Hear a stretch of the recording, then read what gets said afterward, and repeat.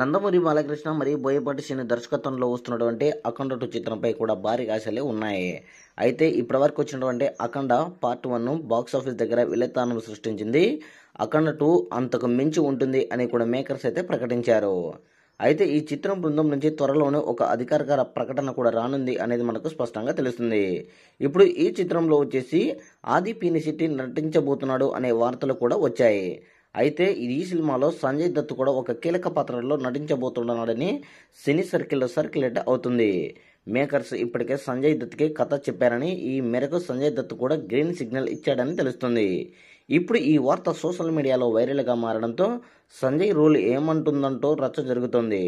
ఎందుకంటే ఎలాంటి రోల్లో అయినా సంజయ్ దత్ విజృంభించడం నటుడు. ఇందుకు ఆయన గత చిత్రాలే ఉదాహరణ. అఖండ 2కి సంజయ్ దత్ రాక ప్లస్ పాయింట్ అవుతుంది అనడంలో ఎలాంటి సందేహం అయితే లేదు.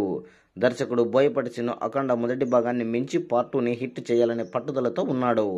కొన్ని రోజుల క్రితము ప్రస్తుతం యూపీలో జరుగుతున్న మహా కుంభమేళలో కొన్ని కీలక సన్నివేశాలను కూడా చిత్రీకరించడం జరిగింది.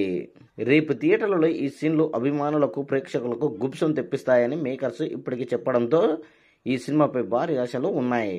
సెప్టెంబర్ 25న వరల్డ్ వైడ్గా ఈ చిత్రము గ్రాండ్గా రిలీజ్ కాబోతుంది.